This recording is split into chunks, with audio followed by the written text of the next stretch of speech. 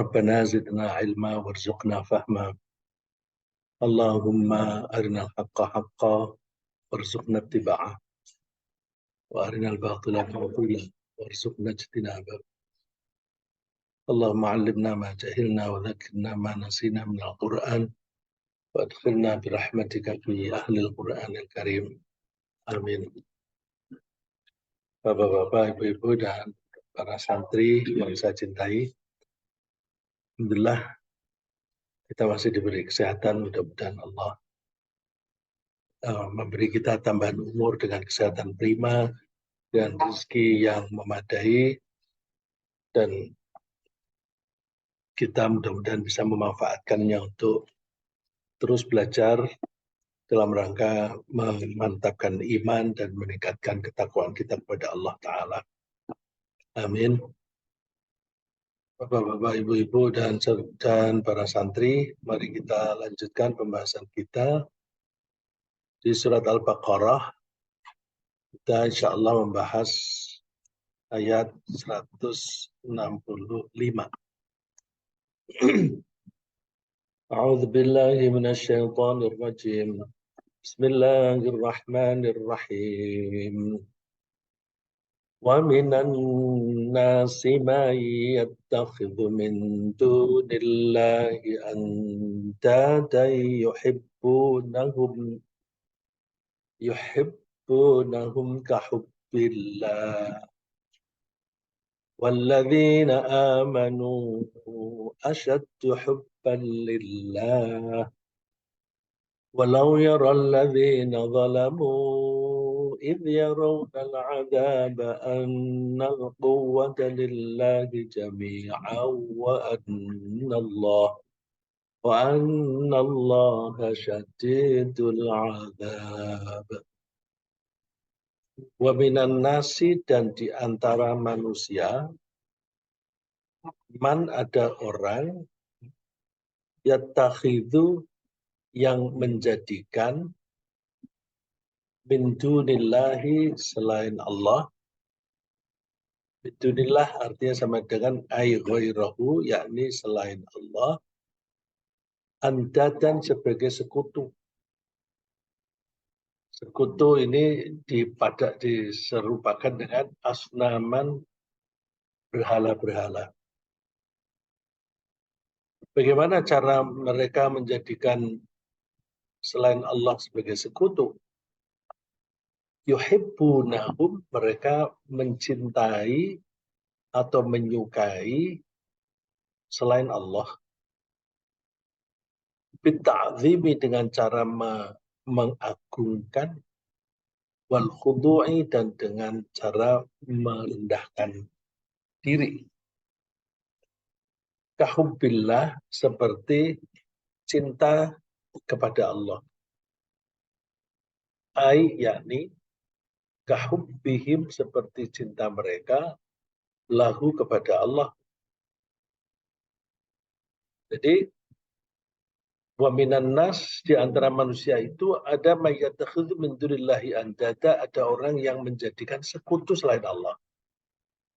Cuma menjadikan sekutunya ini tidak dengan cara menyembah, tapi dengan cara yuhibbunahum kahubbillah, mencintai mereka sebagaimana cinta mereka kepada Allah. Jadi ini, sebelum saya lanjutkan lagi, bahwa ada orang-orang yang menyekutukan Allah dengan cara mencintai selain Allah, dengan kualitas cinta seperti yang seharusnya cinta kepada Allah.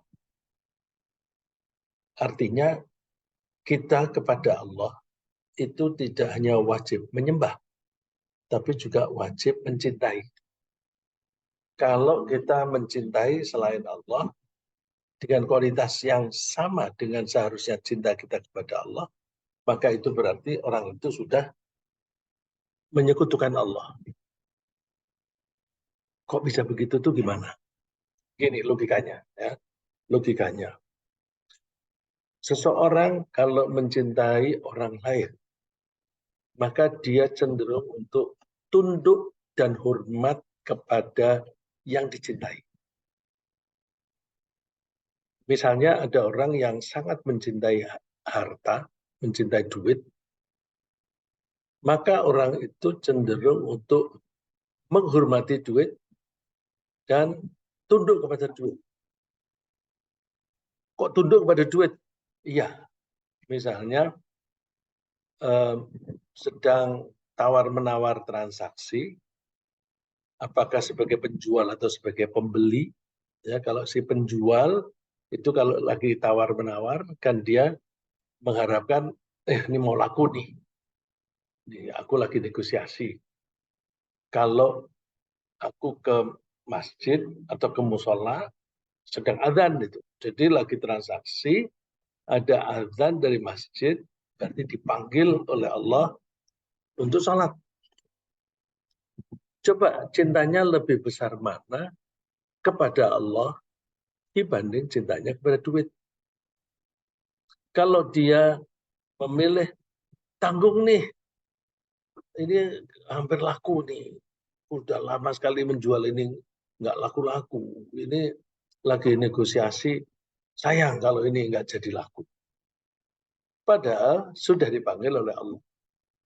Jadi ada dua panggilan. Yang satu dipanggil oleh Allah, satu dipanggil oleh duit, dia milih duitnya. Berarti dia tunduk kepada duit, tidak tunduk kepada Allah. Maka hati-hati. Mencintai kepada selain Allah saja, itu sudah menyebabkan musyrik. Karena konsekuensi dari cinta adalah menghormati dan tunduk. Nah, di sini ditafsirkan oleh Imam Jalaluddin, yuhibbunahum, mereka mencintai selain Allah, sekutu itu, bitta'zimi, dengan mengagungkan. Mengagungkan. Buat khudu'i dan tunduk. Tunduk dipanggil oleh duit dan dipanggil oleh Allah milih duit.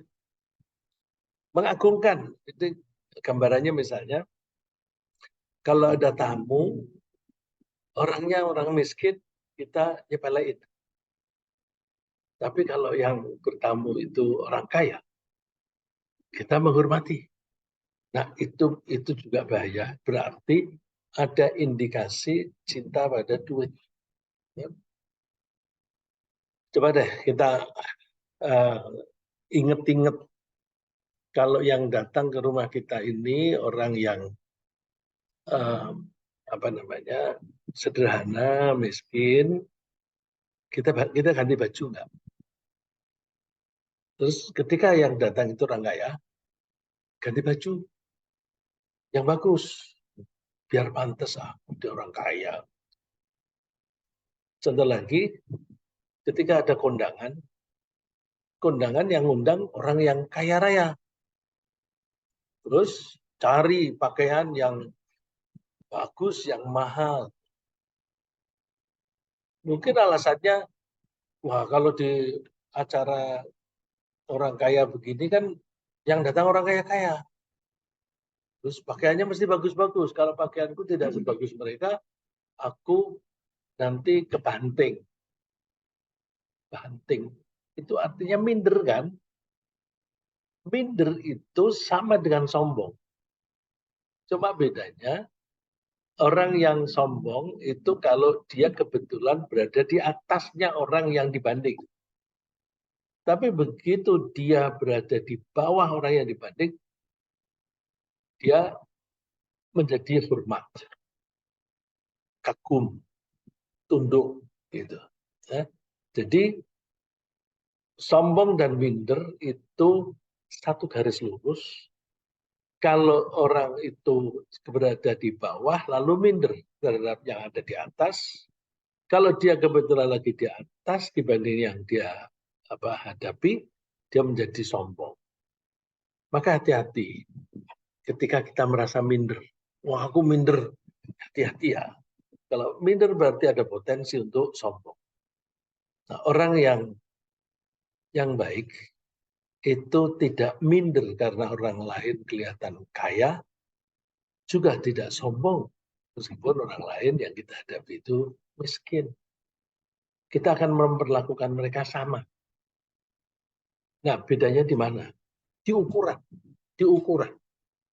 Ketika yang datang orang kaya, kita menghormati. Itu berarti kita mengukur nilai, sistem nilai itu dengan harta. Oh, dia kan lebih dari aku. Apanya? Kekayaannya. Tapi kalau kita itu tidak menggunakan harta sebagai ukuran, kita tidak menjadikan harta itu masalah. Lalu apa yang bisa menjadi ukuran yang membuat kita tidak minder dan tidak sombong?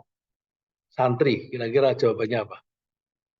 Ya, kalau orang menghormati kekayaan karena mencintai, maka kalau ada orang yang kita hadapi itu orang kaya, kita lebih menghormati. Kalau bukan orang kaya, kita kurang menghormati. Kalau berhadapan dengan orang kaya, kita minder. Kalau menghadapi orang miskin, kita sombong. Supaya kita tidak terpengaruh seperti itu, caranya gimana? Gimana? Tolong dijawab dong.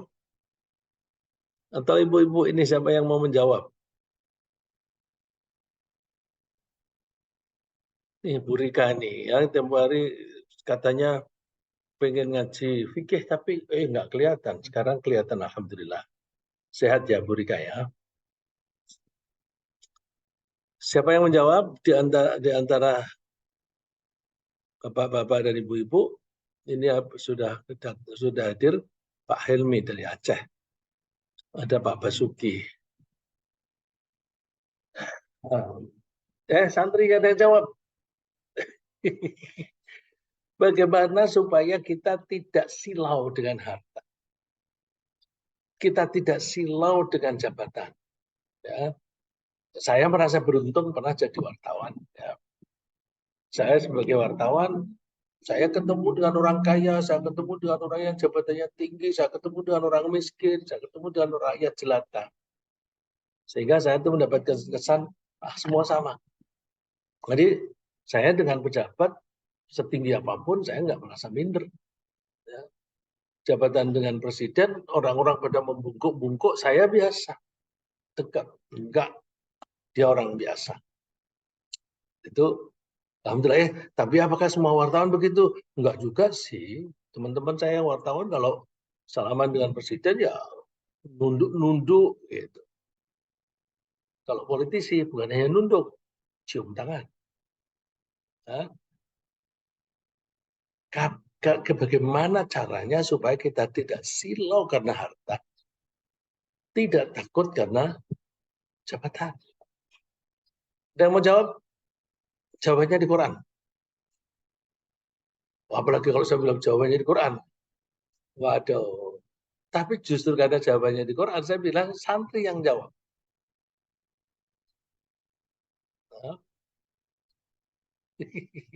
Apa Gun? Sistem nilai itu jangan diukur dengan harta. Jangan diukur dengan pangkat. Tapi harus diukur dengan apa? Nggak ada. Kalau saya sebut 2 kata aja, udah kalian sudah bisa jawab. Inna akramakum. Terus kan? Inna akramakum. Terus kan, ayo. Ya, apa Aska? Inna akramakum indallahi atqakum. Orang yang paling mulia, mulia kita ada harga diri. Jadi mengukur harga diri dengan apa? Atqakum, orang yang paling bertakwa di antara kalian. Kalau kita bisa mengukur harga diri dengan ketakwaan, kita tidak akan minder dengan harta, tidak akan minder dengan jabatan. Nah, kuncinya di situ. Nah, saya sudah berpegang dengan itu. Plus saya punya pengalaman jadi wartawan yang bergaulnya sana sini. Membuat saya sama aja. Ukurannya takwa. Ya. Inna akramakum, sesungguhnya orang yang paling mulia di antara kalian, hukum adalah orang yang paling bertakwa. Jadi orang yang mulia adalah yang bertakwa. Makin takwa orang itu makin mulia. Saya ambil contoh. Kalau misalnya kamu, orientasimu kepengennya kaya saja, kepengen duit. Saya punya teman dulu mahasiswa. Ketika mahasiswa, lagi-lagi ngomong, cita-citaku pengen jadi orang kaya. Cita-citaku jadi orang kaya. Benar, dia begitu lulus, dalam 2 tahun udah jadi orang kaya dia. Karena dia cita-citanya jadi orang kaya. 2 tahun atau 3 tahun itu dia sudah punya rumah, punya mobil, dan gayanya sudah beda dengan waktu jadi mahasiswa dulu. Itu kalau yang dikejar semacam itu, maka nanti sistem nilainya adalah uang. Terus caranya ngomong gimana? Wah, itu teman sekelasku tuh. SD, SMP, SMA kebetulan saya selalu bareng dengan dia. Bahkan di perguruan tinggi bareng. Coba bedain dia sukses. Aku nggak sukses. Suksesnya kenapa? Kaya raya. Jadi ukuran suksesnya adalah kekayaan. Apakah kalian mau mengukur kesuksesan dengan kekayaan? Coba orang yang mengukur kekayaan dengan mengukur kesuksesan dengan kekayaan biasanya mencintai harta, mencintai kekayaan. Orang yang mencintai harta, Allah ancam akan mendapatkan siksaan. Jadi kalau siapa yang mencintai selain Allah, apakah rumahnya, kendaraannya, atau perdagangannya, lebih daripada cintanya kepada Allah, maka tunggu. Ayatnya mana itu? Ya, siapa yang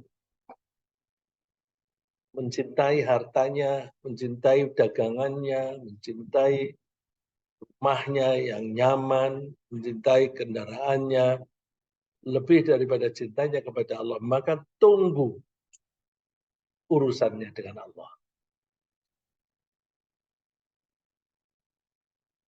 Siapa bisa tunjukin ayatnya?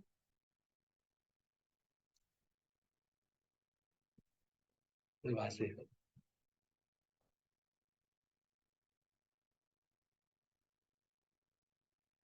Ketemu? Coba yang di rumah. Ini ada santri kan? Yang di Zoom. Mana santrinya?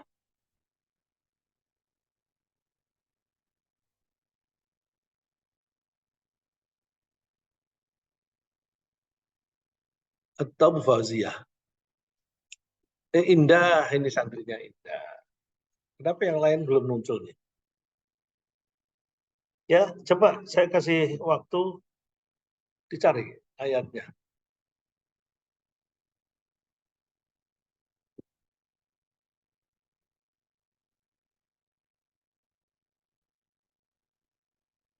Temu? Atau saya pancing dengan 1-2 kata?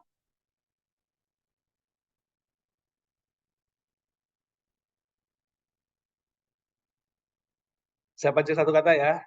Oh, dulu tuh di TVRI itu ada acara berpacu dalam melodi. Tuh terus ditawari yang pesertanya. Mau 1 nada atau 2? Ada yang bilang 1.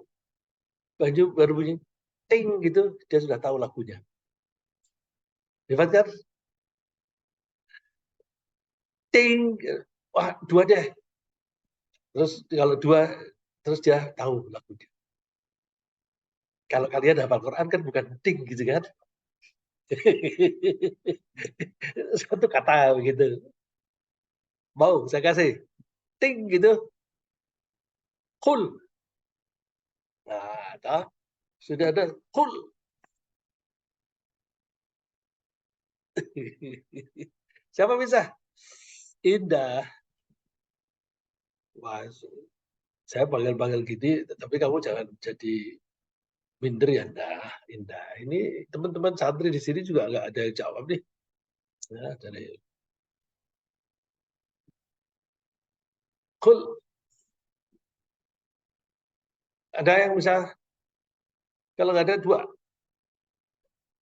Eh, itu dulu yang paling pinter jawab itu berpacu dalam mulut itu namanya ya ada Rika. Surat Ad-Diyat ayat 8 ya.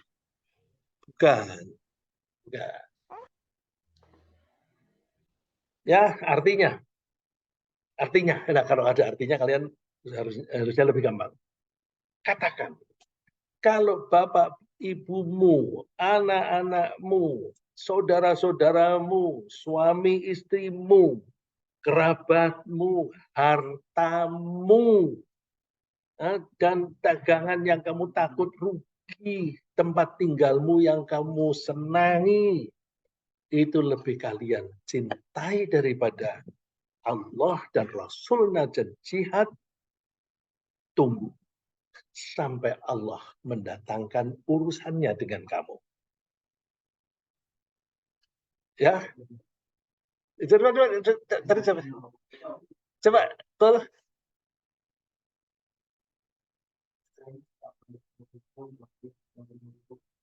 Ya, bagus, Faiz. Bagus. Coba siapa yang, aduh, coba jangan keras ya, aduh, Faiz. Qul in kana.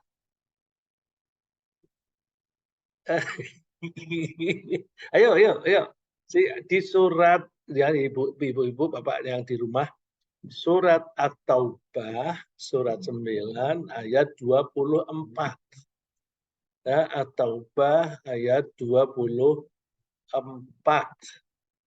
Coba, siapa yang baca? Jadi, Faiz masih malu-malu nih ya.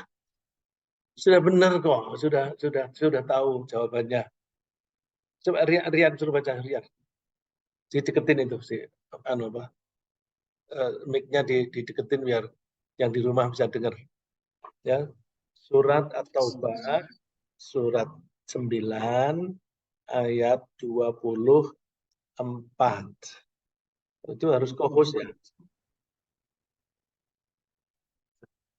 Bisa. Ya, Rian. Qul in kan قل إن كان آباؤكم wa قل abna إن كان آباؤكم وأبناؤكم وإخوانكم وأزواجكم وعشيرتكم وأموال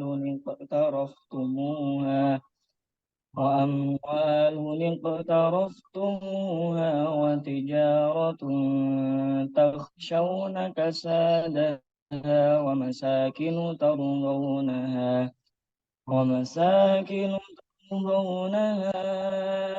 أحب إليكم من الله ورسوله وجهاد في سبيله فتربصوا حتى يأتي الله بأمره والله لا يهدي القوم الفاسقين. ya. Katakan kalau bapak ibumu, coba bapak ibu saja kita kan harus menghormati. Tapi kita menghormati bapak ibu tidak boleh melebihi kita menghormati Allah. Bukan lalu terus hormatnya kepada bapak ibu dikurangi, bukan. Hormatnya kepada Allah ditambahi, ya. Hormatnya kepada Allah. Dan ukurannya begini. Aku menghormati bapak ibuku sepanjang bapak ibuku perilakunya, perintahnya sejalan dengan ajaran Allah. Ya. Kalau bapak ibuku menyuruh aku melakukan maksiat, itu tuh kamu kenapa temanmu itu sudah kaya-kaya itu, kok kamu masih kayak gini terus? Bu, dia itu kan korupsi, Bu. Terus ya carilah caranya supaya kamu bisa seperti dia. Itu boleh nggak dituruti ibu yang seperti itu? Tidak boleh. Karena cinta kepada Allah harus lebih besar dibanding cinta kepada ibu. Maka ukurannya cinta kita kepada ibu, hormat kita kepada ibu harus sejalan dengan cinta kita dan hormat kita kepada Allah. Kalau bapak atau ibu menganjurkan maksiat atau musyrik, maka tidak boleh ditaati. Ya, saya ulang. Kalau bapak atau ibu menganjurkan musyrik, termasuk juga yang dosa-dosa kecil, maksiat, maka tidak boleh dituruti. Ayatnya mana?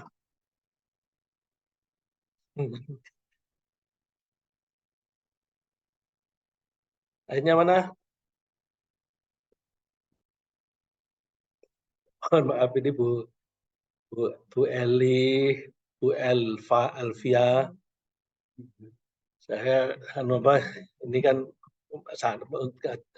untuk santri-santri, jadi saya sambil merangsang santri untuk mengingat-ingat hafalannya ya. Jadi mohon sabar. Gimana ketemu?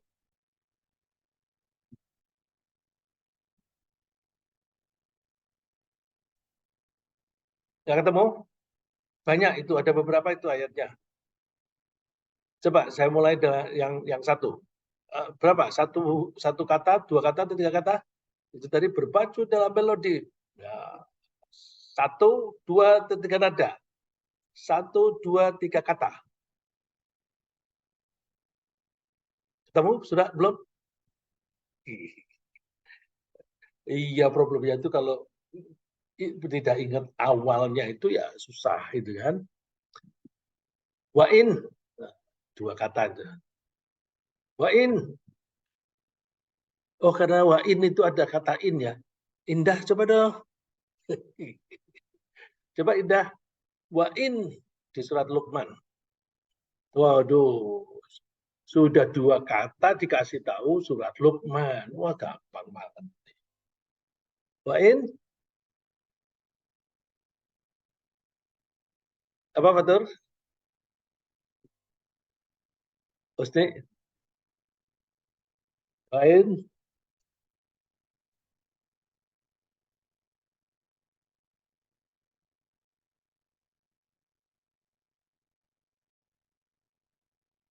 cek.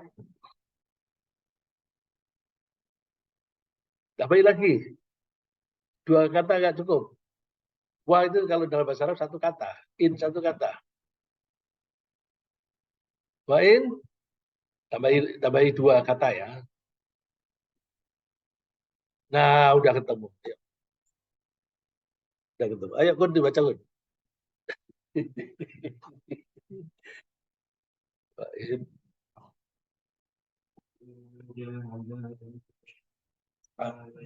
Ala paling. Ada yang lihat ada ala ya. جاهداك على أن تشرك بي ما ليس ليس لك به علم فلا تطعهما وصاحبهما في الدنيا سبيل من أناب إلي فإلي مرجعكم فإلي مرجعكم فأنبئكم. Ya, itu adanya di surat Luqman. Ya, ini yang lupa ya. Luqman ayat berapa? 15. Ya, surat Luqman itu surat 31 ayat 15. Wa in jahadaka ala an tusyrika bi, kalau bapak ibumu berusaha supaya kamu menyekutukan akunya di sini Allah, ma laisa laka bi ilm, yang kamu tidak bisa memahami, yang kamu tidak punya ilmunya untuk itu, artinya kamu tidak bisa memahami mosok Allah ada sekutunya, itu kan tidak masuk akal. Fala tuti'huma, maka kamu jangan taat kepada bapak ibumu. Tapi apakah terus dimusuhi? Enggak sih. Perintahnya yang itu tidak boleh dituruti, tapi tetap wasahibuhuma fid dunya ma'rufa. Temanilah mereka di dunia ini dengan cara yang baik. Nah, kalau bapak ibu menyekutukan kan berarti bapak ibu tidak bisa menjadi contoh. Tidak bisa diikuti. Terus siapa contohnya? Cari orang lain. Wattabi' sabila man anaba ilai. Ikutilah cara hidup orang yang selalu kembali kepadaku Allah. Tsumma ilayya marji'ukum fa unabbi'ukum bima kuntum ta'malun. Kalau karena toh besok kalian semuanya akan kembali kepadaku dan aku akan menjelaskan kepada kamu apa yang kamu lakukan. Artinya setelah itu Allah akan membalas perilaku kita. Ya. Jadi kembali ke ayat 165 Al-Baqarah, kalau kita itu, kalau ada orang sampai mencintai selain Allah dengan cinta yang sama, apalagi lebih, maka mereka sudah musyrik. Ya. Istilah di sini yattakhidhu min dunillahi andada, menjadikan sekutu. Berarti musyrik itu tidak hanya dengan cara menyembah selain Allah, tapi mencintai juga tidak boleh. Sebenarnya bukan hanya cinta saja yang kita tidak boleh selain Allah, takut pun juga begitu. Fala takhshawhum wakhshawni. Jangan takut kepada mereka, takutlah kepadaku. Ya, jadi takut juga hanya kepada Allah. Kenapa takut tidak boleh kepada yang lain? Takut itu juga menyebabkan orang nurut. Ya. Takut nurut. Misalnya, kok kamu mau sih korupsi? Ya aku takut dipecat. Aku takut dipecat. Terus aku nurut aja korupsi. Ya, kenapa kamu takut kepada atasanmu lebih besar ketakutanmu dibanding dengan takutnya kepada Allah? Allah kan mengancam kalau kamu korupsi, kamu masuk neraka. Dia lebih takut kehilangan jabatan daripada takut neraka. Jadi bahayanya takut itu kita cenderung untuk nurut. Bahayanya cinta, kita juga cenderung untuk nurut juga. Cuma bedanya apa sih? Nurut karena cinta dan nurut karena takut, bedanya apa? Kamu kalau senang, kamu bisa nurut nggak? Kamu sekarang ini nurutnya sama siapa sih? Paling tidak bapak ibu bukan? Kenapa kamu menurut sama bapak ibu? Karena kamu mencintai bukan? Kamu cinta nggak sama bapak ibumu? Kalau nggak cinta ya kebangetan. Cuma cintanya tidak boleh melebihi cintanya kepada Allah. Nah, kalau kita itu mencintai seseorang, kita cenderung untuk nurut. Pejabat yang takut hilang jabatannya, justru korupsi, gak lakukan korupsi itu. Karena takut. Lebih takut pada atasannya daripada kepada Allah. Bedanya nurut karena takut dan nurut karena cinta apa? Apa? Ditarik dan didorong.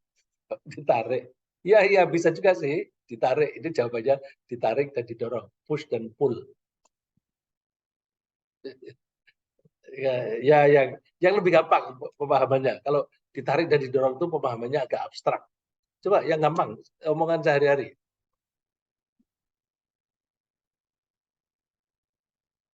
Nah, kalau nurutnya karena takut itu terpaksa. Kalau nurutnya karena cinta itu dengan sukarela. Semua yang ada di alam raya ini selain manusia dan jin, semuanya sudah nurut dengan sukarela. Ya, kami nurut dengan sukarela Allah. Ayatnya mana? Terus ayatnya mana itu yang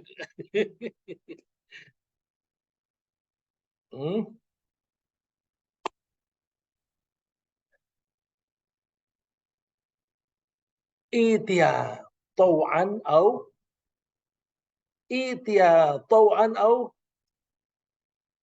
atau apa? Au karha. Itia.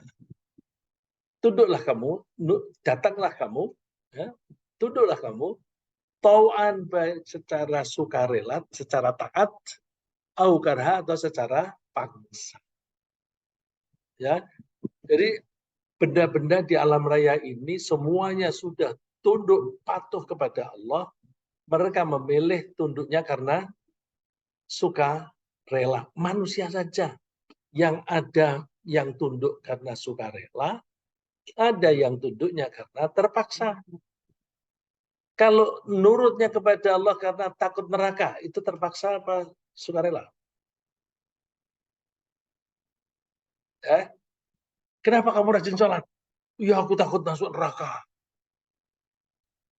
Sukarela apa takut apa terpaksa?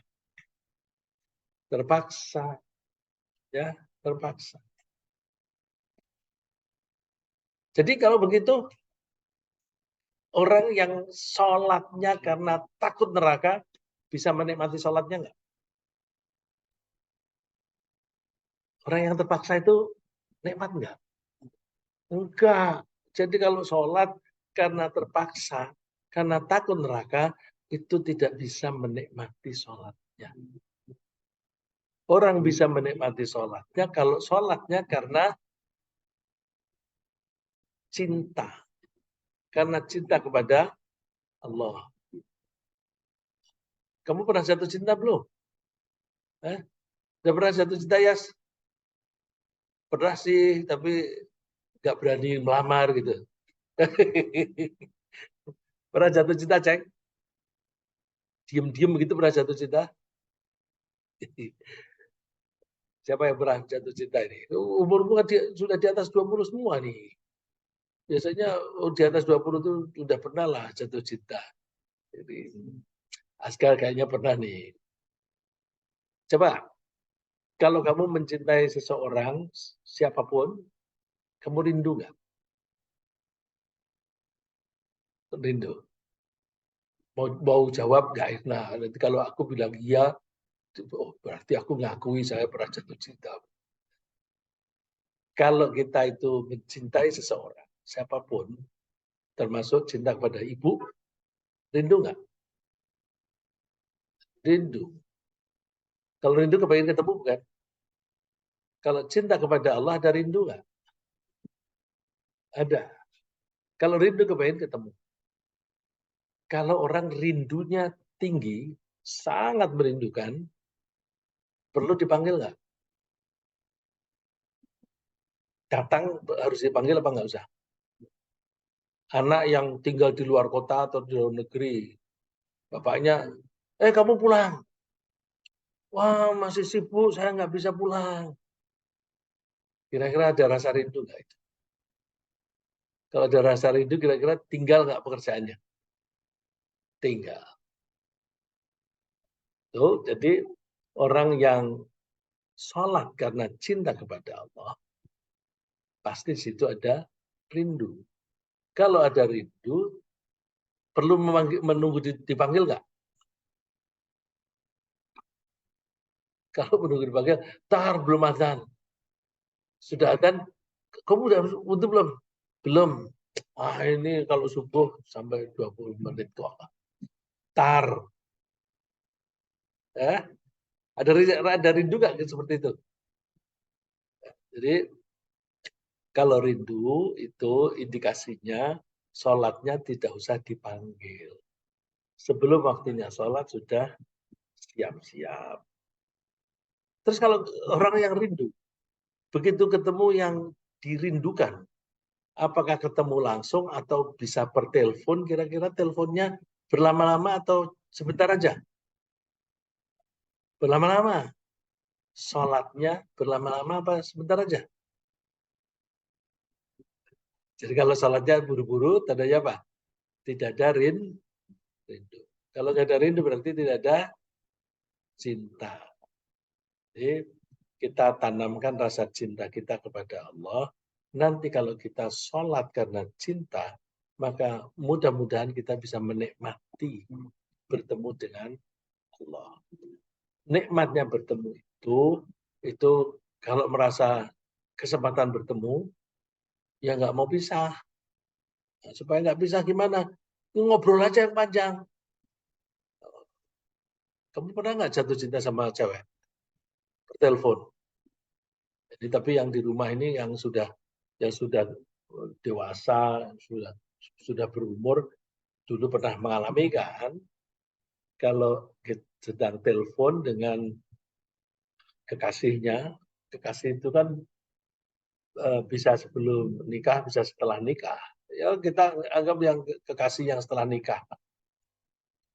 Teleponnya berlama-lama atau sebentar.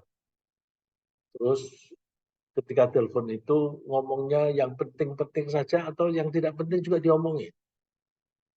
Basa-basi. Oh ya, mungkin mumpung ketemu gitu kan. Terus kalau udah ya, tatar aku. Udah ya, ntar jangan dulu, jangan ditaruh dulu teleponnya. Nah, jadi kalau cinta kepada Allah, habis sholat, terus berdiri atau enggak? Ya tentu berdiri bisa. Aku berdiri, tapi berdirinya aku mau pindah ke belakang. Ke belakang mau baca Quran. Nah, tapi kan baca Quran masih tetap hubungannya dengan Allah. Nah, kira-kira menghafal Quran ada rasa cinta kepada Allah dibanding dengan yang tidak ada cinta. Lebih betah mana ngajinya? Yang ada cinta. Maka perlu kita menanamkan rasa cinta kepada Allah. Ya. Nah itu bahayanya kalau kita sampai mencintai kepada selain Allah sama besarnya atau apalagi kalau lebih besar, itu bisa kita tunduknya tidak kepada Allah tetapi kepada benda atau orang itu. Ya. Saya teruskan. Walladzina amanu, sedangkan orang yang beriman, wawu di sini wawu hal kan? Karena kalau kita lihat, kalau kita menganggap sebagai ataf, artinya dan, maka yang dari depan dan di belakang itu nyambung. Nah, di sini kan nyambungnya itu kayak bertentangan. Jadi kita bisa mengartikan padahal. Ya. Saya ulang, coba dari depan lagi. Wa minan nasi may yattakhidhu min dunillahi andada. Di antara manusia ada orang yang menjadikan selain Allah sebagai sekutu. Yuhibbunahum kahubbillah. Mereka mencintai sekutu tadi seperti cintanya kepada Allah. Walladzina amanu. Sedangkan orang yang beriman atau padahal yang namanya orang yang beriman. Padahal itu dari bahasa Arab ya. Padahal. Nah, kalau tata bahasa disebut hal itu bisa diartikan dengan pada hal. Tapi kita tidak kenal hak di bahasa Indonesia, kita menyebutnya pada hal. Walladzina amanu, sedangkan atau padahal orang yang beriman, asyaddu itu lebih besar, lebih lebih dalam hubban cintanya lillahi kepada Allah. Jadi Kalau namanya orang beriman itu pasti sangat mencintai Allah. Nah, kalau belum mencintai, berarti kita harus membangun rasa cinta kepada Allah. Ya, ulang lagi. Walladzina amanu asyaddu hubban lillah. Sedangkan orang yang beriman itu lebih mencintai kepada Allah min hubbihim lil andad dibanding. Ya. Min di sini aja dibanding. Min hubbihim dibanding cinta mereka lil andadi kepada sekutu. Li'annahum karena mereka yang beriman la ya'diluna anhu tidak berpaling dari Allah. Bihalimma dalam keadaan apapun. Hal itu keadaan. Ma, nah kalau digabung dengan ma, jadi keadaan apapun. Jadi dalam keadaan apapun, orang yang beriman itu tidak akan berpaling dari Allah. Bandingkan, wal kuffaru, sedangkan orang yang kafir, ya'diluna mereka berpaling, fisyiddati di dalam kesulitan, ilallah kepada Allah. Berpaling itu bisa menuju Allah, bisa menghindar dari Allah. Kuncinya di sini, ilah. Kalau ilallah itu berpaling meninggalkan yang lain menuju Allah. Tapi kalau di sini seandainya pakai an, maka berpaling meninggalkan Allah menuju yang lain. Ya. Jadi wal kuffaru, sedangkan orang kafir itu ya'diluna mereka berpaling fisyiddati ketika berada di dalam keadaan sulit, mereka ilallah berpaling kepada Allah. Jadi ketika menderita sakit, ya Allah, sembuhkanlah saya ya Allah. Ketika sakit, ya. Tapi ketika dapat duit banyak, wah, aku dapat bonus nih, banyak bonusnya. Ayo kita makan-makan, makan-makan dengan cara berlebihan. Makan-makan dengan cara berlebihan dosa nggak? Dosa, mubazir kan? Ya, jadi makannya yang sedang-sedang aja. Nah, ketika seperti itu lupa kepada Allah. Jadi orang yang kafir itu hanya ingat kepada Allah ketika mereka dalam kesulitan. Nah, di situ bisa kita tangkap bahwa ketika orang naik kapal, kalian pernah naik kapal nggak? Nggak pernah. Pernah. Naik kapal terus ombaknya besar. Atau naik pesawat terbang terus oleng. Yang asalnya ngobrol, bercanda gitu, terus begitu oleng, subhanallah, Allah masalah Allah, bismillahirrahmanirrahim, bismillahirrahmanirrahim, la ilallah, la ilallah, subhanallah. Jadi ketika oleng, ingat kepada Allah. Begitu tenang, lega aku sekarang. Kenapa sih tadi begitu? Si awak kapal pesawat itu bilang, itu tadi ada awan, gumpalan awan. Kita harus menerobos gumpalan itu. Jadi goncang. Terus gimana? Di depan kita sudah terang kok. Tenang. Bercanda lagi. Lupa kepada. Jadi ketika sulit mendekati Allah, ketika dalam keadaan mudah, jauh dari Allah. Itu karakternya orang kafir. Sekafir-kafirnya apapun, itu ketika dalam keadaan itu lalu terus mereka ingat Allah. Ya tapi ingat dalam rangka biar selamat aja. Tapi habis itu hilang, lupa lagi. Makanya disuruh sholat juga nggak mau. Oh tadi ketika ada goncangan dia baca sholawat terus-terusan itu. Tapi terus habis itu ketika turun dari pesawat terbang, mau nggak? Ayo kita sholat yuk. Enggak lah, aku nanti aja, udah kamu sholat sendiri. Ini waktunya mepet. Udah deh, tiap salam aja. Jadi, kamu pernah ketemu teman yang seperti itu? Kalau saya kan temanku kan ada orang Islam, ada yang non-Muslim, ada yang Islamnya sholat, ada yang tidak. Nah itu yang Islam diajak sholat begitu, tiap salam aja deh. Gitu. Bercanda ini orang. Allah dicandain seperti itu. Ya. Jadi orang kafir itu cenderung mendekati Allah hanya ketika kesulitan. Tapi ada nggak orang yang dekatnya kepada Allah hanya ketika bahagia, ketika duitnya banyak, tapi ketika duitnya sedikit lupa kepada Allah? Ada nggak? Ada nggak? Justru ketika makmur dia dekat dengan Allah, rajin sholat.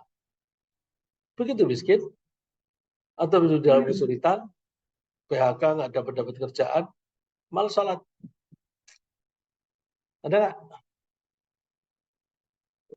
Qurannya gimana? Ketika apa namanya, dalam keadaan senang itu dekat kepada Allah, tapi ketika sedih ya mundur.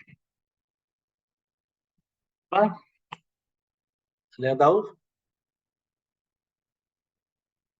Berpacu lagi? Berpacu lagi. Berpacu dengan berapa nada? Dengan berapa kata?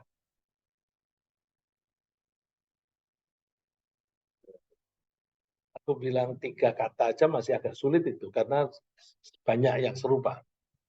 3 kata ya. 3 kata ya. Wa minan nasi.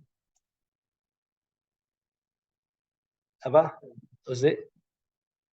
Wa minan nasi.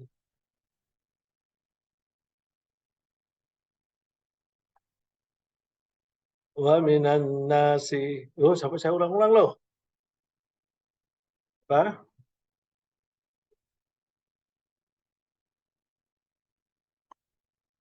Kita mungkin apa? Ya, wa minan nasi may ya'budullaha ala.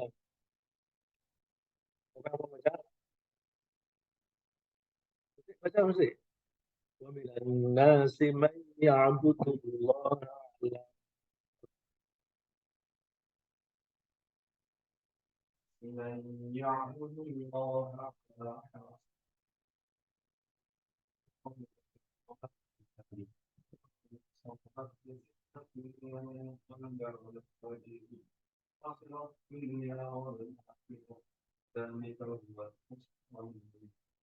Surat apa itu ya? Apa? Al-Hajj. Ibu yang di rumah itu pengen apa namanya? Pengen lihat di surat Al-Hajj ayat 11. Wa minan nasi may ya'budullaha ala harf. Di antara manusia ada yang mengabdinya atau menyembah Allahnya itu di pinggiran, marginal, ya, di pinggiran. Fa in asabahu khairun itma'anna bih, kalau dia dalam keadaan baik, dia tenang beribadah. Tapi wa in asabathu fitnatun qalaba ala wajhi, tapi kalau dia itu dalam keadaan kekacauan, kesulitan dan sebagainya, berpaling dia, tidak mau ibadah lagi. Khasirat dunia wal akhirah. Orang yang semacam itu rugi dunia dan akhirat. Ditekankan lagi, dzalika huwal khusranul mubin. Yang demikian itu merupakan kerugian yang nyata. Ya.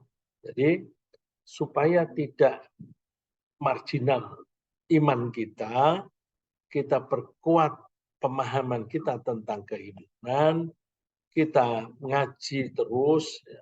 Ini saya senang di antara ibu-ibu yang datang di sini tadi sudah hadir di pengajian jam 6 sampai jam 8, terus langsung ke sini ya, seperti Bu Elvia, Rika juga ya tadi ya.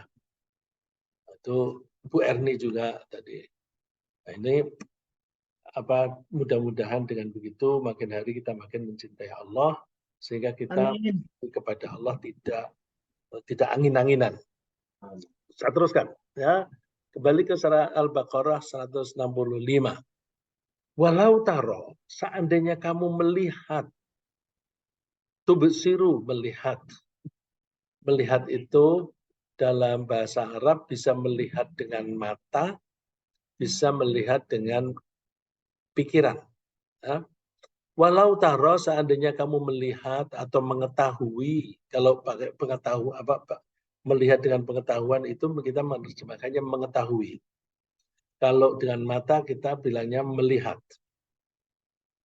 Walau taro, seandainya kamu melihat atau mengetahui ya Muhammad, wahai Muhammad. Alladzina zalamu, kamu melihat atau mengetahui orang-orang yang zalim. Bittikhadil andadi, mereka zalimnya itu dengan cara menjadikan sekutu selain Allah.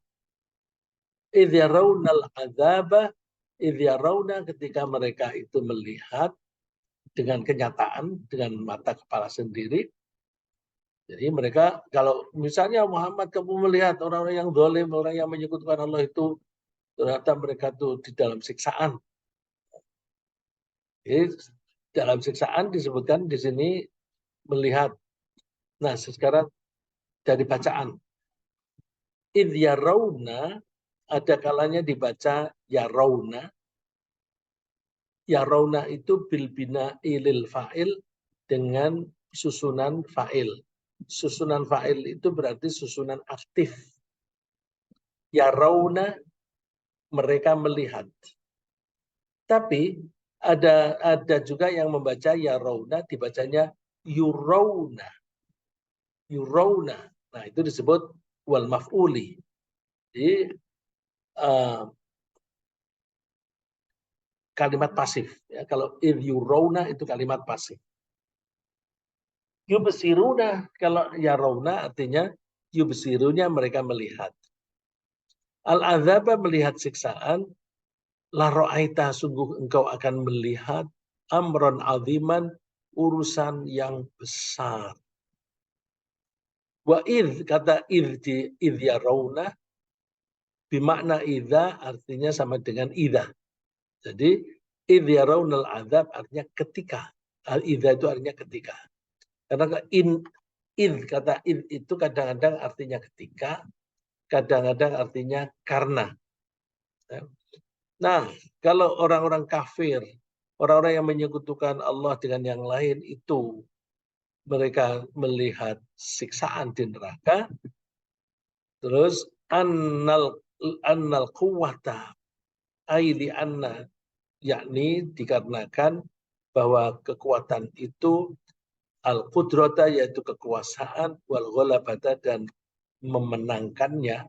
Jadi mempunyai kekuasaan yang bisa mengatasi. Mau masukin neraka, dia bisa menghindar dengan terbang atau dengan lari dari neraka. Nggak mungkin. Ya. Nggak mungkin, karena apa? Al-quwata itu lillahi jami'ah, kekuatan itu semuanya milik Allah. Alun, sebagai hal, wa annallaha syadidul adzab, dan bahwa Allah itu dahsyat siksaannya. Terus ini keterangan bacaan berikutnya. Wa fi qira'atin, dan menurut satu bacaan, yaro itu dengan ya. Seperti di atas tadi, yarawna pakai ya kan? Bitahtiyati, dengan huruf yang titiknya di bawah. Tahta itu di bawah, bitahtiyati dengan titiknya di bawah, yaitu ya. Jadi yarawna. Wal fa'il, dan mabninya susunannya aktif. Qila, mohon maaf. Wal fa'il kalau dibaca yaro, maaf, saya ulang lagi ya. Ini bacaan, ilmu bacaan ini, ilmu bacaan. Jadi tadi ada dua pilihan. Idh yarawna atau idh yurawna. Tapi ini ada bacaan yang lain, bacanya bukan yarawna tapi yaro. Yaro pakai ya. Nah, kalau yarawna itu subjeknya adalah mereka orang yang menyekutukan Allah. Tapi kalau yara, subjeknya belum ada. Nah, terus siapa itu? Wal fa'ilu subjeknya qila dhamirus sami, yaitu kata ganti untuk orang yang mendengarkan cerita itu. Waqilah, dan ada yang berpendapat alladzina dzalamu, yaitu orang-orang yang zalim. Fahiyya bimakna ya'lamu.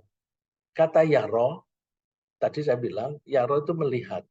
Melihat itu bisa berarti melihat dengan mata, bisa berarti melihat dengan pikiran. Nah, kalau melihat dengan pikiran artinya ya'lamu, mengetahui. Anna, kata anna, ini tata bahasa sekarang.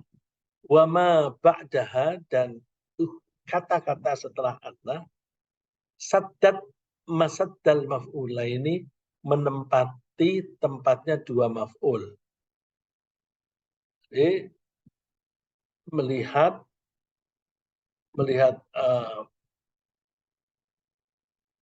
satu objeknya yang satu itu annal quwwata lillahi jami'a, objek yang kedua annallaha syadidul adzab. Wa jawabu lau, jawabannya lau. Kata lau itu syarat. Kalau ada syarat dalam bahasa Arab harus ada jawab. Nah, ini jawabu lau, jawabnya lau itu mahdhufun, dibuang, di-drop. Wal makna, lalu maknanya, pengertiannya lalu menjadi begini. Lau alimu fit dunya, seandainya mereka mengetahui ketika di dunia, syiddata adzabillah, dahsyatnya siksaan Allah, wa annal qudrata lillah, dan mengetahui bahwa kekuasaan itu hanya kepada milik Allah, wahdahu, satu-satunya, waktu mu'ayanatihim lahu, waktu mereka melihat dengan mata kepala sendiri. Mu'ayanah itu dari kata ayana, artinya melihat dengan kepala. Ayana itu akar katanya ainun. Ainun itu mata. Ya. Jadi dari kata ainun, mata, bisa diubah menjadi ayana, berarti melihat dengan mata. Ya. Wahua, keadaan itu yaumal qiyamati, yaitu ada pada hari kiamat. Lima takhadhu min dunillahi andada, mereka mendapatkan siksaan yang dahsyat itu dikarenakan mereka menjadikan min dunihi, selain Allah, andadan, sebagai sekutu. Ya. Jadi intinya ayat ini adalah bahwa ada orang-orang yang mencintai selain Allah dengan kadar cinta yang sama dengan yang seharusnya cinta kepada Allah, atau bahkan melebihi. Orang semacam itu disebut musyrik. Terus karena musyrik maka mereka akan mendapatkan siksaan. Nah, seandainya mereka itu mengetahui bahwa orang yang menyekutukan Allah itu akan masuk neraka dan siksaannya berat, tentu mereka tidak akan mau menyekutukan Allah. Itu ringkasnya semacam itu. Baik, sampai di sini dulu. Barangkali ada pertanyaan, silakan.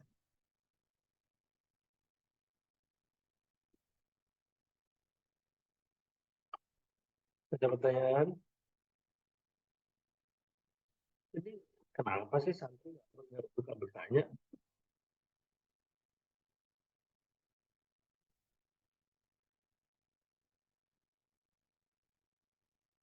Ya,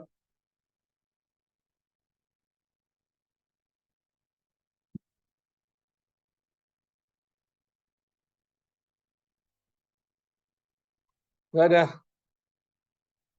Baik, kalau tidak ada, kita teruskan ayat berikutnya. إذ تبرأ الذين اتبعوا من الذين اتبعوا ورأوا العذاب وتقطعت بهم الأسباب. Saya ulang ya. إذ تبرأ الذين اتبعوا من الذين اتبعوا ورأوا العذاب وتقطعت بهم الأسباب. Tadi diberitahukan bahwa orang yang menyekutukan Allah dengan cara mencintai kepada selain Allah dengan cinta yang sangat, maka mereka akan mendapatkan siksaan. Tentu siksaannya di neraka. Nanti di neraka, orang yang mengikuti dan yang diikuti akan berantem sendiri. Berantem, berantem ini saling menyalahkan. Takhosum. Lahakun takhosumu ahlin nar. Penghuni neraka itu beda dengan penghuni surga. Kalau penghuni surga itu bersahabat.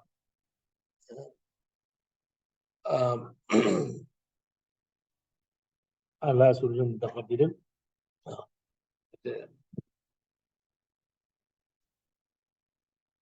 Wa naza'na ma fi qulubihim min ghillin ikhwana. Penghuni surga itu di hatinya dibersihkan dari rasa dendam. Karena tidak ada rasa dendam, mereka menjadi ikhwanan, bersaudara. Jadi semua penghuni surga pasti bersahabat. Meskipun di surga itu ada orang-orang yang dulunya pernah dibunuh oleh oleh temannya yang sama-sama masuk surga.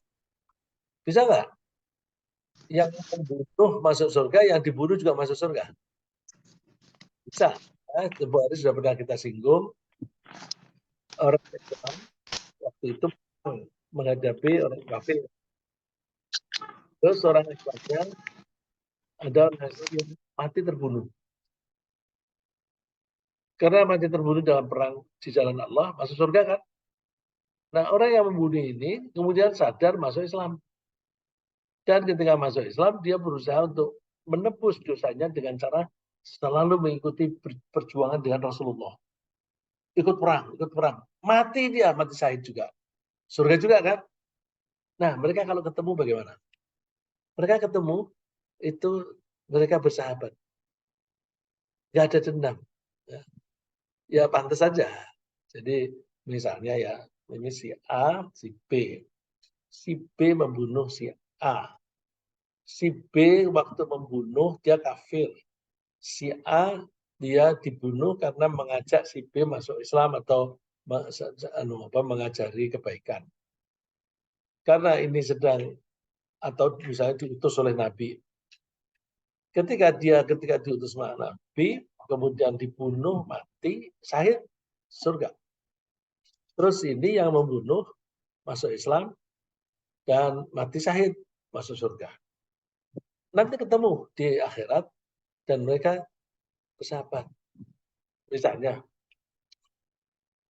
kalau mau bilang, kamu kan dulu yang membunuh aku. Terus dia bisa bilang, ya kamu bisanya masuk surga kan karena aku bunuh. Ya kan? Kamu bisanya masuk surga kan karena aku bunuh. Aku membunuh kan karena aku kafir. Aku belum tahu. Aku benci sama orang Islam. Ya aku karena benci aku bunuh, tapi aku terus belakangan sadar. Jadi ya udah deh, pokoknya sekarang kan kita sama-sama di surga. Jadi wa naza'na ma fi qulubihim min ghillin ikhwana. Ini banyak kasus-kasus yang yang semacam itu. Misalnya dulu ada fitnah, ada suatu fitnah yang menyebabkan orang Islam dan orang Islam perang. Ya, yang satu dipimpin siapa itu Amr bin As, yang satu dipimpin oleh Abu Musa Asy'ari. Abu Musa Asy'ari itu panglima perangnya Ali bin Abi Thalib. Yang Amr ini panglima dari Muawiyah. Mereka berantem. Nah, mana itu yang masuk neraka? Wallahu a'lam. Ya. Lebih lagi korban fitnah itu perang antara Sayyidina Ali dan Ibu Aisyah. Namanya perang apa? Perang Jamal, perang unta. Itu Ali bilang, Ali ketemu anaknya si Talha. Talha itu dijamin oleh Allah masuk surga. Dan Ali kalau nggak salah juga masuk surga. Jadi dua-duanya calon penghuni surga, tapi terlibat dalam perang. Ya, bukan Ali yang membunuh, tapi tentaranya Ali yang membunuh. Dan sama saja dengan Ali kan. Terus Ali bilang, suatu saat anaknya Talha ini bertamu kepada Ali. Ali dengan anaknya ini ya, menyambut dengan baik.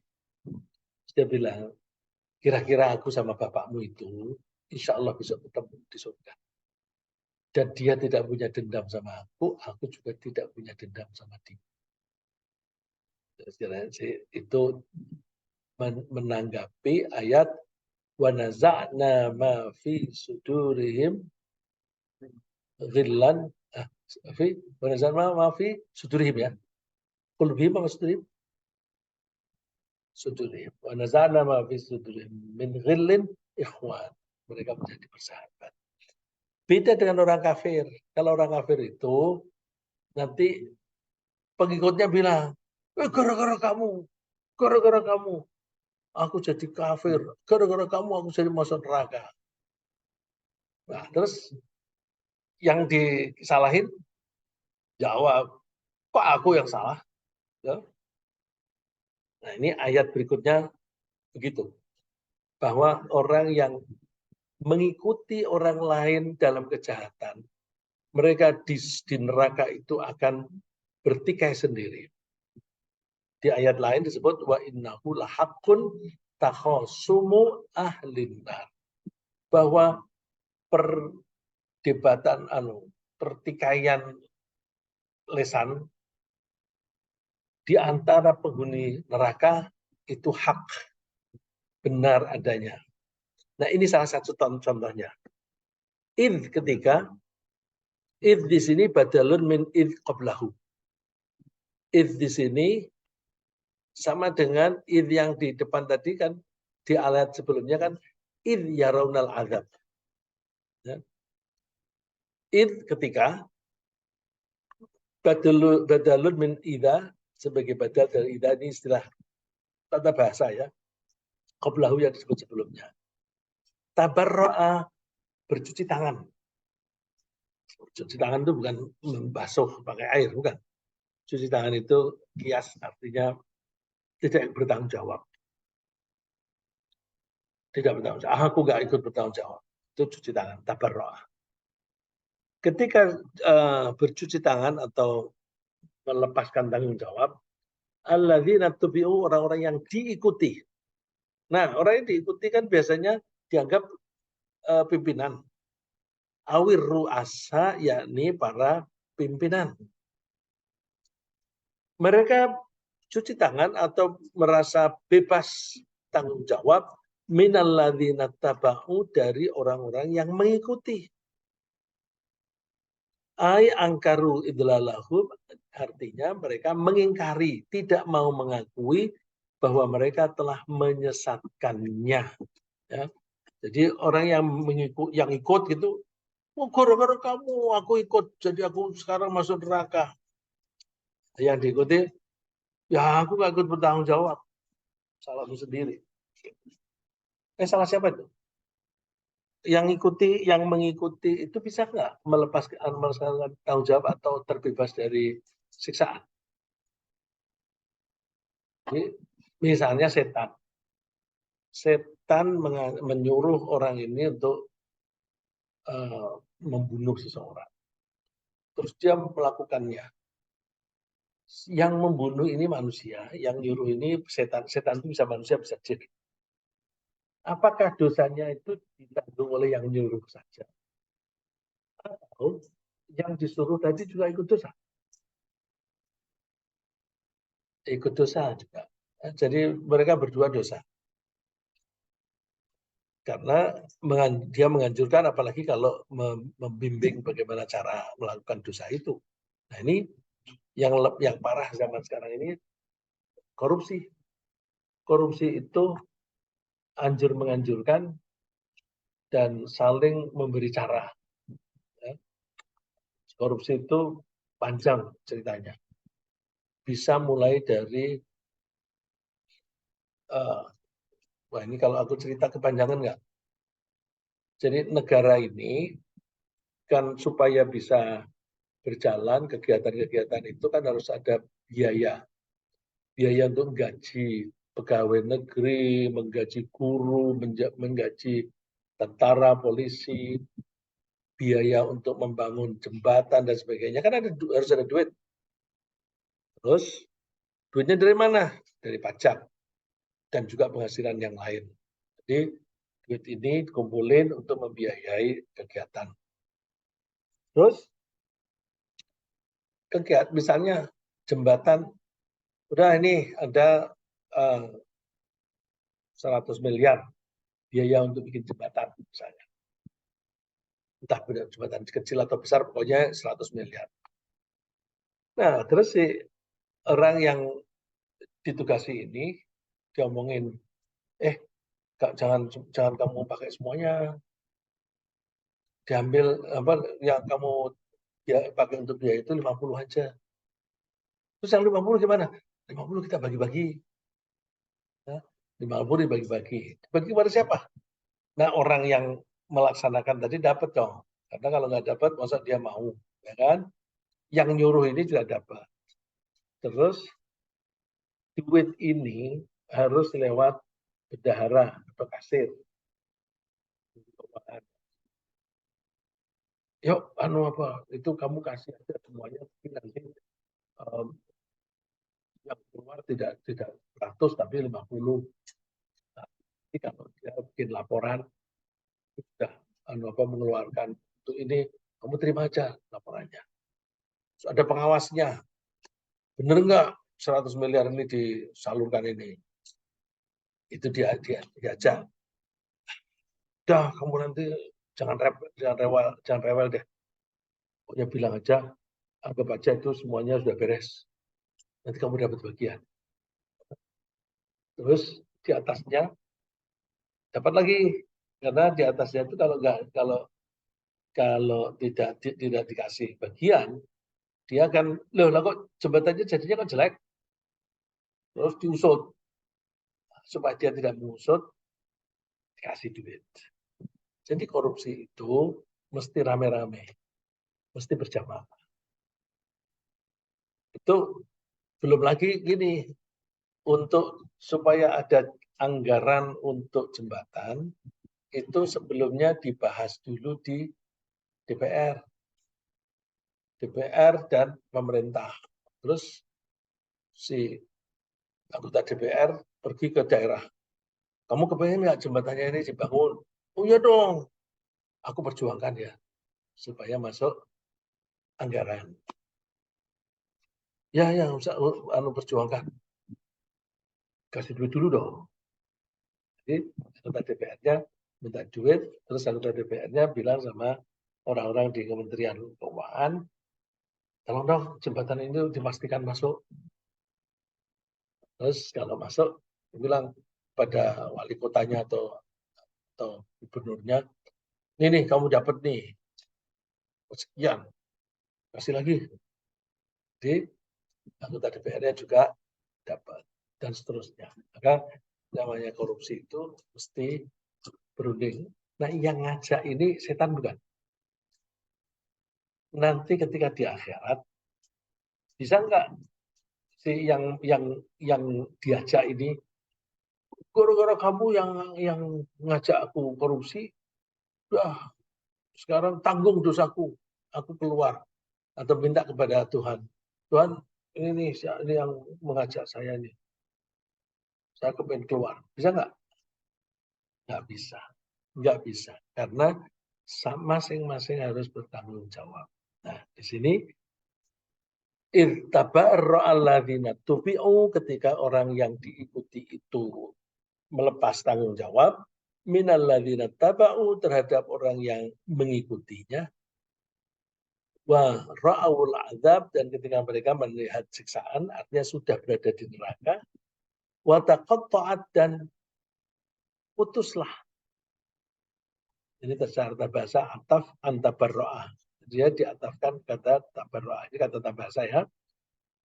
Wataqatta'at bihim, terputuslah dengan mereka, anhum, yakni dari mereka, al-asbabu, hubungan persaudaraan.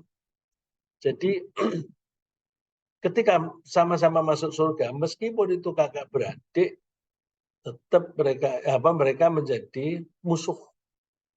Jadi meskipun mereka itu ada kedekatan, suami istri misalnya, mereka menjadi permusuhan. Karena apa? Yang satu mempengaruhi yang lain dalam melakukan kejahatan. Makanya kita mesti menghindari itu.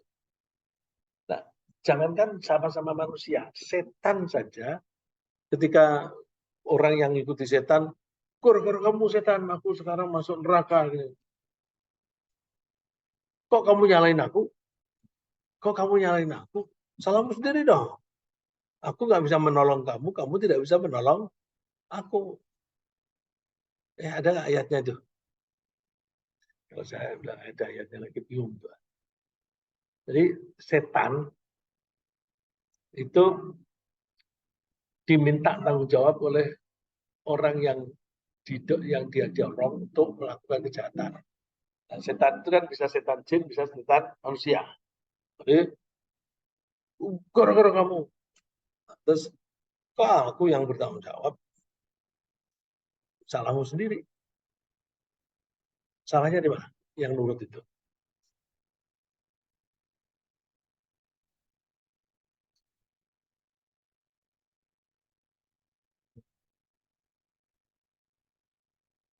Banyak ya di perdebatan itu di Quran itu banyak. Ya. Tapi kalau untuk setan itu ada di mana pun? Ar-Ra'd. Ibrahim ya, saya kira lebih ke Ibrahim. Mana bunyinya?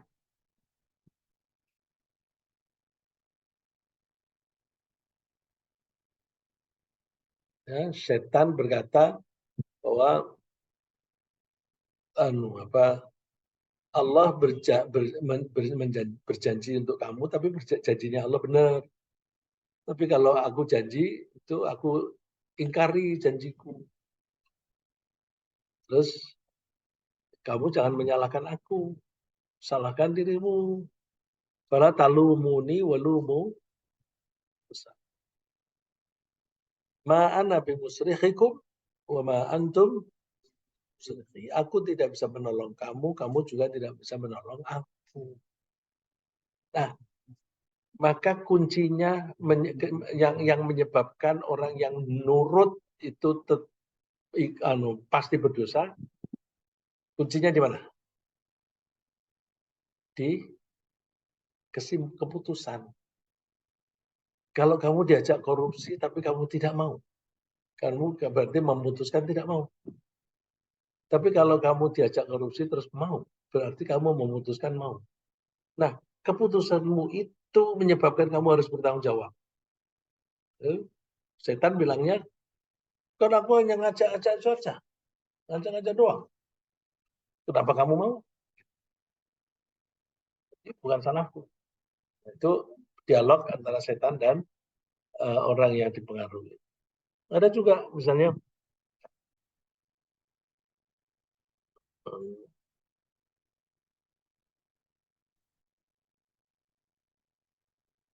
dari surat Saba juga.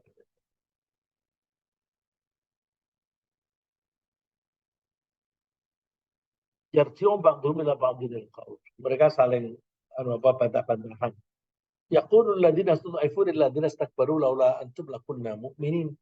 Gara-gara kamu, aku seandainya nggak ada kamu dulu, aku tentu sudah menjadi orang mukmin. Ya, aku tuh jadi kafir gara-gara kamu. Kamu kasih sembako, kamu ajak aku ke gereja misalnya. Gara-gara kamu. Orang yang ngajak bilangnya apa? Qala alladziina istakbaru lil ladziina istud'ifu anahnu saddatnakum 'anil huda ba'da idh ja'akum. Apakah aku yang menghalang-halangi kamu Bal kuntum mujrimin, kamu sendiri yang suka berbuat dosa. Jadi yang diikuti itu cuci tangan atau membebaskan diri dari tanggung jawab. Dan si yang diajak itu waqala alladziina istud'ifu lil ladziina istakbaru bal makrul laili wan nahari idh ta'muruna an nakfura billahi wa naj'ala lahu andada. Oh, kamu siang malam ngajak-ngajak aku, membujuk-bujuk aku supaya ikut. Salahmu sendiri, salahnya sendiri kok mau, gitu kan? Ya, jadi hati-hati kalau kita diajak berbuat buruk oleh siapapun, diancam apapun, kalau kita tahu itu ancamannya neraka, kita mesti lebih takut kepada Allah daripada orang itu. Kalau misalnya diancam, dipecat dari jabatan, pecat aja. Cari pekerjaan lain masih ada kok. Ya, jadi jangan takut pada orang, jangan takut pada duit. Saya kira sementara begitu. Barangkali ada yang bertanya, silakan. Ini di chat ada beberapa, tapi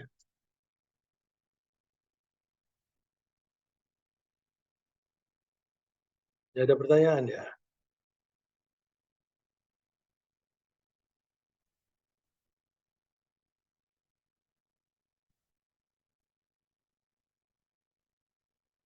Ya, terima kasih Mas Arief.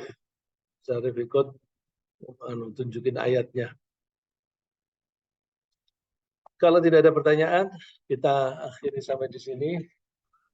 Alhamdulillah kita diberi kesempatan untuk belajar. Mudah-mudahan. Ini ada yang buka mic ini. Ada yang mau disampaikan ini?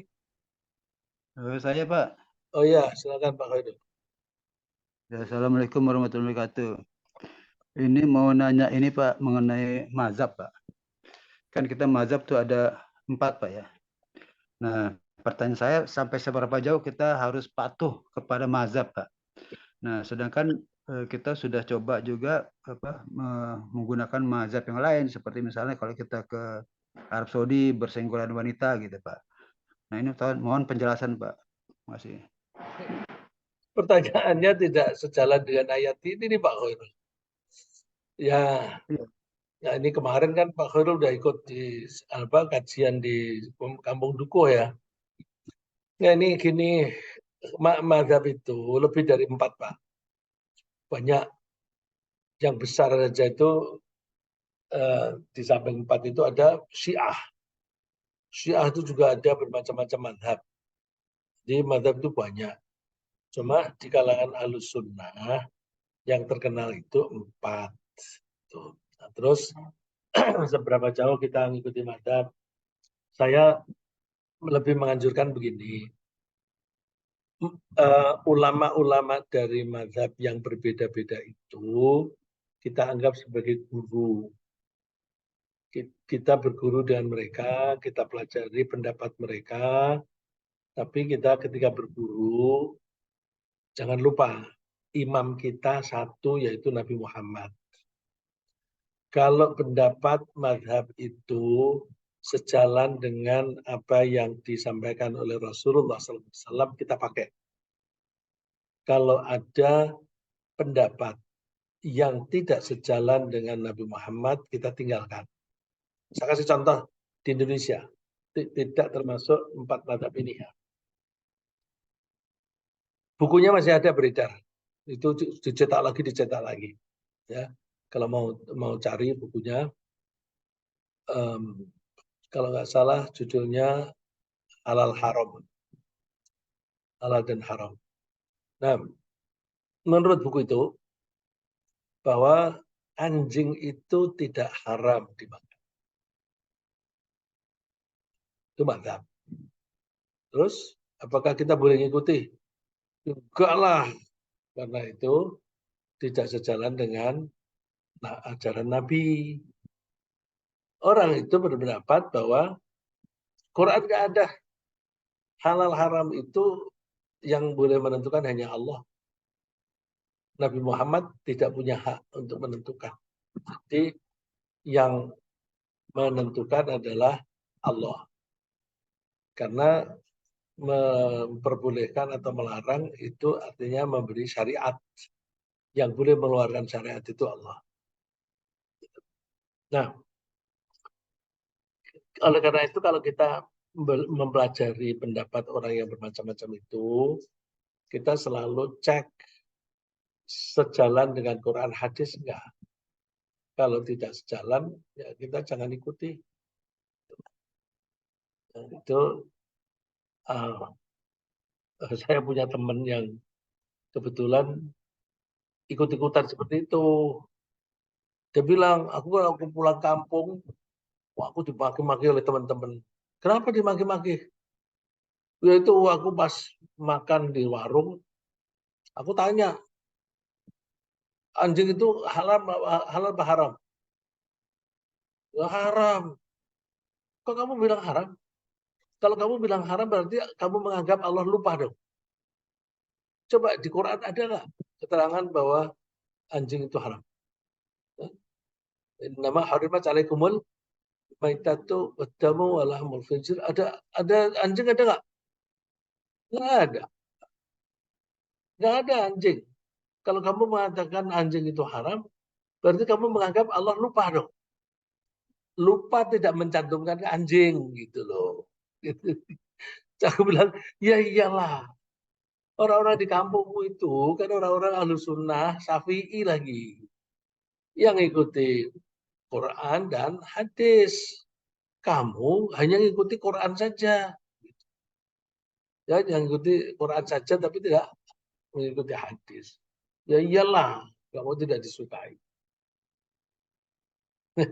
Orang itu. Saya pernah dihadiahi oleh orang itu. Ambil ini, aku punya kitab banyak nih. Mana aja. Aku ambil tafsir Fidilalil Quran. Saya taruh di rakku. Berapa lama kemudian itu habis itu. Bahkan rayap itu bisa habis, hancur. Dari luar itu kelihatannya utuh.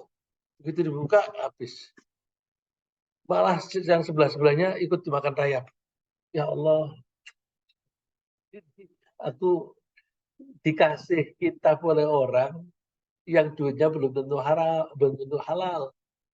Jadi Allah menyelamatkan aku, dihancurin aja supaya aku nggak pakai. Pernah aku tanya, kerjaanmu apa? Aku menyelenggarakan pelatihan untuk guru-guru agama. Kamu bikin pelatihan untuk guru agama? Kamu sekolahmu nggak ada, nggak nyambung ke situ. Kamu nggak punya keahlian itu. Yang penting kan aku menjadi perantara. Jadi ada misalnya Kementerian Agama memberikan pelatihan guru agama seluruh Indonesia, banyak kan duitnya. Terus supaya ini diselenggara, Kementerian Agama menunjuk perusahaan atau orang supaya menyelenggarakan ini. Nah, orang ini yang nanti menunjuk lembaga-lembaga atau perusahaan-perusahaan tertentu melaksanakan di lapangan. Jadi ini seperti perantara.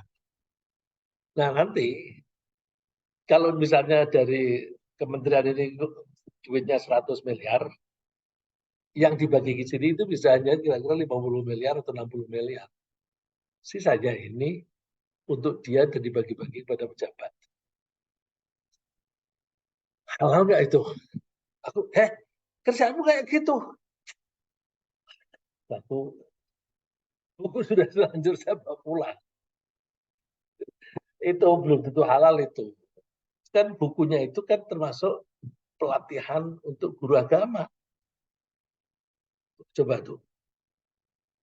Untuk kegiatan guru agama dari Kementerian Agama. Kayak gitu korupsi bukan itu? Korupsi kan? Jadi sulit kita ini menjadi pejabat yang bersih. Makanya saya nggak suka deket-deket sama orang-orang seperti itu. Ya kenal-kenal itu boleh lah, tapi nggak usah deket-deket banget.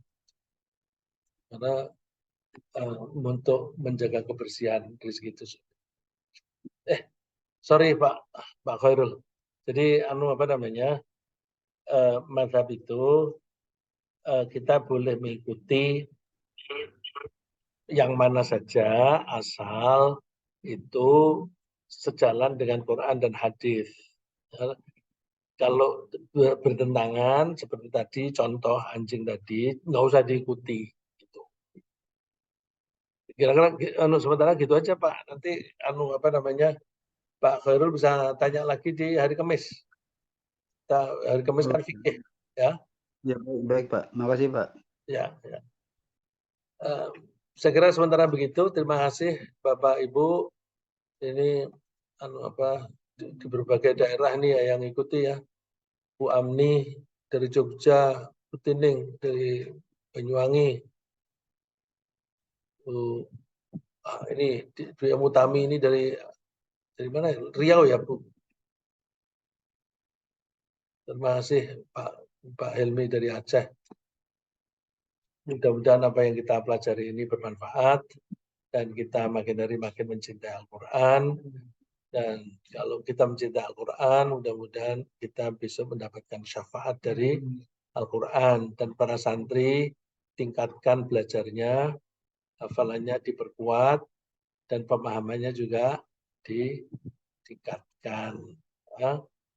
Saya hanya bisa mendoakan kalian semuanya itu lancar ngajinya dan besok semuanya jadi kiai, jadi ustadz, jadi ustadzah. Amin. Subhanakallahumma bihamdika asyhadu an la ilaha illa anta astaghfiruka wa atubu ilaik. Assalamualaikum warahmatullahi wabarakatuh.